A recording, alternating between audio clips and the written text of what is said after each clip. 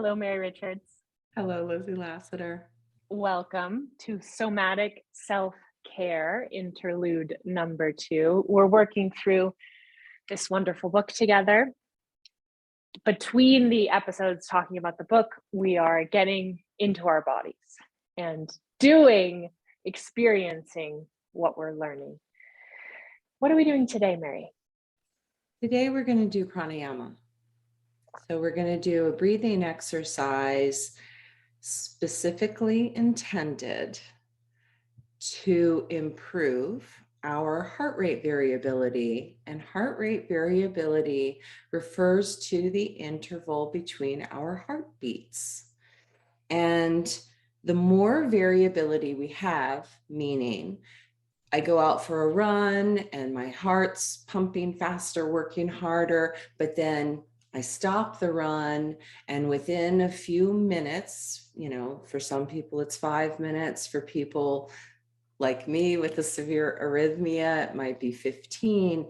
So we're working on that interval where we're sort of increasing the tolerance of our heart to work, and then rest.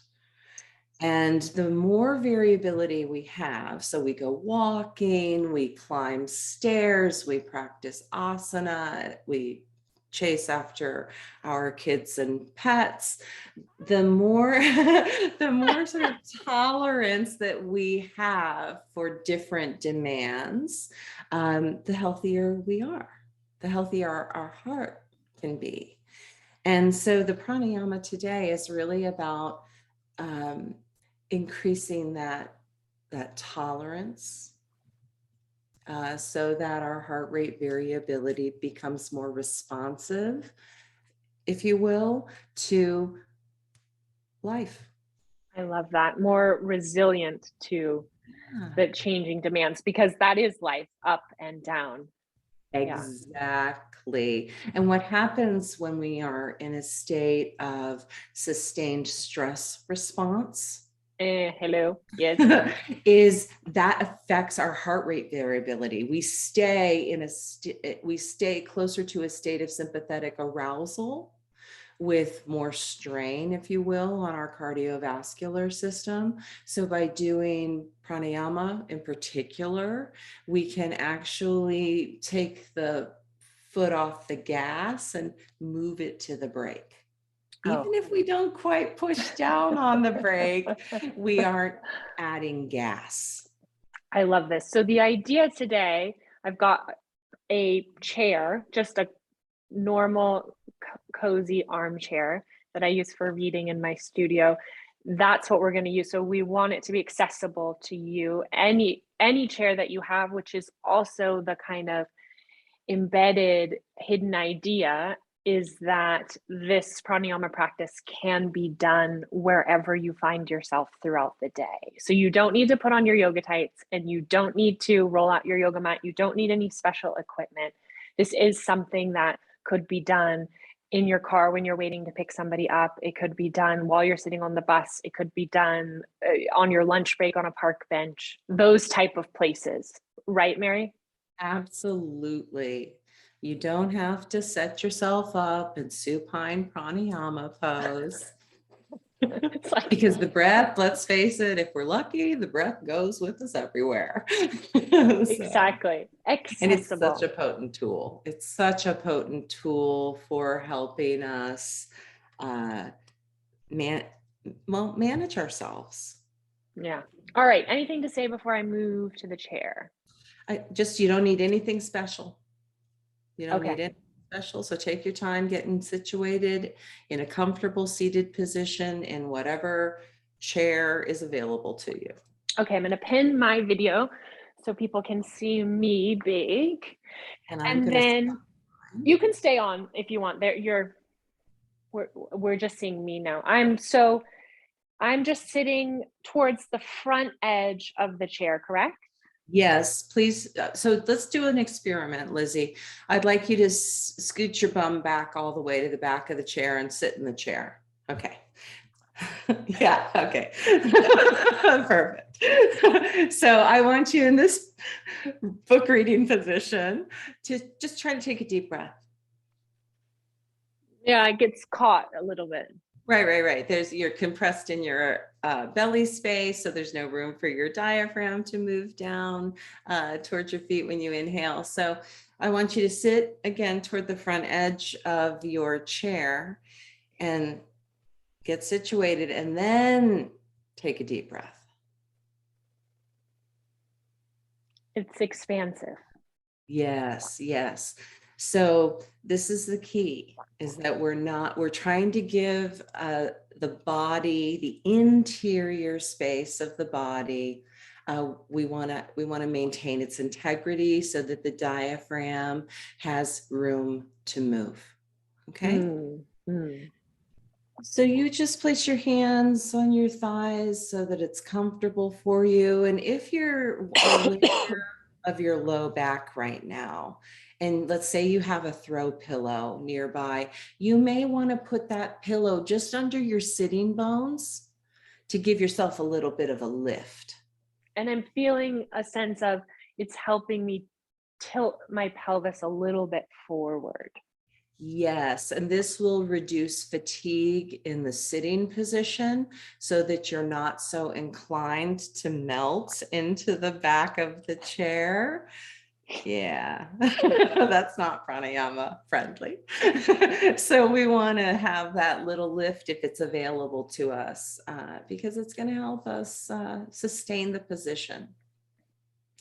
Okay, so are you comfortable, Lizzie? Yeah. Okay. So it's up to you if you want to close your eyes, especially let's say you're sitting in your car waiting to pick up peeps from school or something like that. You may not want to close your eyes fully. It's okay. Just let your lids be heavy. And I'd like you to just notice yourself breathing. We're not doing anything fancy right now. Directing our attention to the breath, moving of its own volition in and out through the nose. Through the nose, please. Okay, because your nose is not, an extra structure when it comes to breathing. It's actually very important that we train ourselves to breathe in and out through the nose, because the nose helps humidify and clean our air. It also slows us down.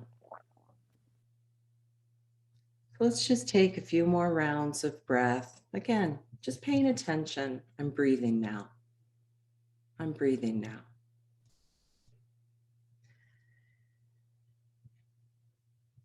And as you continue noticing your natural breath, I'm going to talk at you a little bit so that you know what's coming. So we're going to do a pranayama today where we inhale for a count of 7.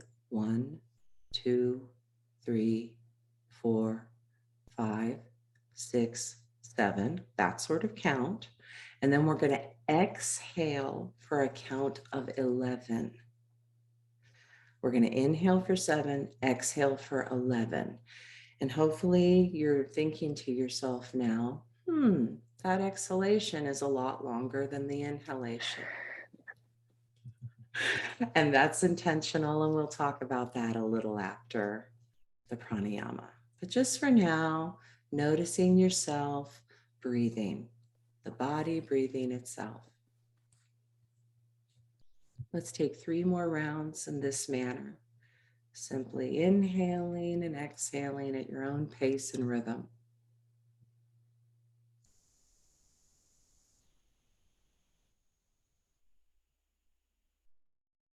And then after your exhalation, after a complete relaxed exhalation, we're going to begin the pranayama, and you're going to inhale for your own count of 7. Inhaling 1, 2, 3, 4, 5, 6, 7, then exhaling 1, 2, 3, 4, 5, 6, 7, 8, 9, 10, 11, inhaling for 7. And continue at your own pace and adjust your count. So if I was counting too slowly for you, you speed up a little bit. If I was counting too fast for you, slow down. Exhaling for 11, inhaling for 7. We're not holding the breath.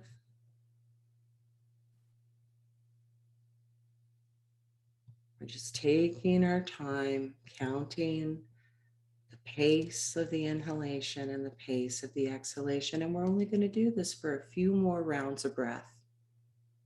Let's go another 6 rounds. And after you've completed that 6 rounds, I'd like you to place a hand on your heart.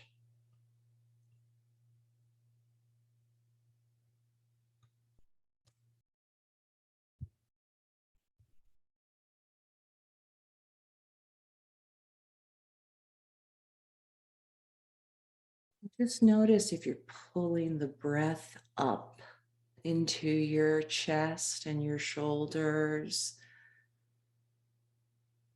And with your exhalation, are you able to allow the shoulders to relax into the body a little bit more? And as you inhale, instead of thinking perhaps of filling the lungs up, I'd like you to think of filling the lungs out and back. Breathing into your side and back ribs.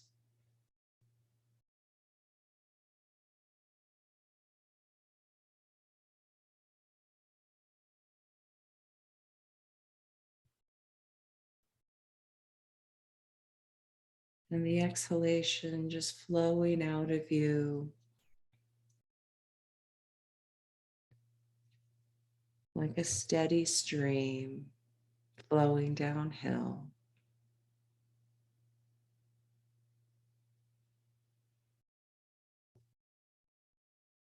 Body's going to move a little bit, totally normal. Notice the kind of passive movements that accompany the actions of the inhalation and the actions of the exhalation.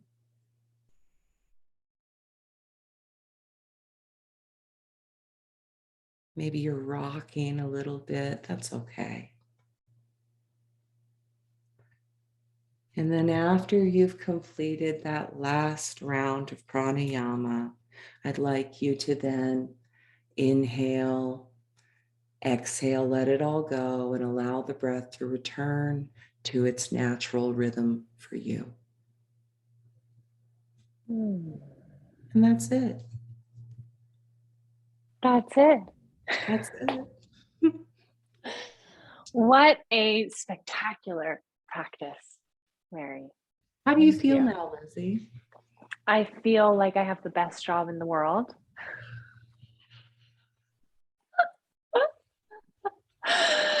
So there's that. But I feel grounded. I feel internalized. I feel contained in a very positive sense. And the light is agreeing with me, this sort of rainbow that's happening. Wait, where is it happening? Here on my screen? No, Yeah, here. I see it. It's beautiful. Yeah. Is exactly expressing the lightness. Yeah. Yeah. So I like to do this 7-11 breath because I have an arrhythmia that I take medication for. And actually, this 7-11 breath is prescribed to me by my cardiologist. Please know I'm not giving you medical advice right now. I'm just saying that this is something that I do that's evidence informed, that has actually improved my heart rate variability, which is a big deal considering how severe my arrhythmia is. And so the reason why we have the exhalation so much longer than the inhalation is, first of all, that's just the natural relationship between inhalation and exhalation. Inhalation is a more active process for the body. Exhalation is a more passive one. So just generally speaking, if you were just sitting around and you wanted to see your own breath ratio, which I recommend, Nerding, yoga nerding, yoga nerding. Right, always an opportunity to nerd. And so you'd find that your inhalation is naturally shorter than your exhalation. And so by establishing these specific parameters of 7-11, where, we've added about 100, almost 100%, to the exhalation, it facilitates our ability to retain a little bit more carbon dioxide in the blood, just a little bit more. I'm not talking about 10%, I'm talking less than 1%. It also facilitates the retention of nitric oxide, and these gases, they contribute to feelings of calm and well-being. Last question before we say goodbye. I'm struck by the amount that only 6 breaths can have a powerful effect. Is that true? I mean, if I don't have time, if I have 5 minutes or 7 minutes for this practice, will it make a cumulative effect in my life and on my nervous system? If you do it every day, yes. It does not take a lot of time, okay? 5 minutes would be great. If you could do this for 5 minutes in the morning and then 5 minutes before you go to sleep at night, it will change your life over time, okay? But if you only have a minute, you can do, which is about 10 rounds of breath. Take that minute, take it, because this has an effect that it does accumulate over time. And that's, you don't change your heart rate variability, for instance, or you don't change the balance of your nervous system by doing this once a week. Right. Sorry. You have to do a little every day. A little yoga goes a long way. That's at the bottom of all of Mary's emails. Remind us where we can find you on the internet, Mary Richards. At yogawithmaryrichards.com, across everything. All right. And I am here at lizzieie.yoga, where you should sign up for the newsletter, Rest with Lizzie Lasater, or presumably you're already on the newsletter. And if you enjoyed this practice, these practices that we're sharing, I would be so honored if you shared this newsletter with your community and encourage them to subscribe. We have a lot more planned for the rest of the year. Love you, Mary. I love you, Lizzie. Bye, everyone.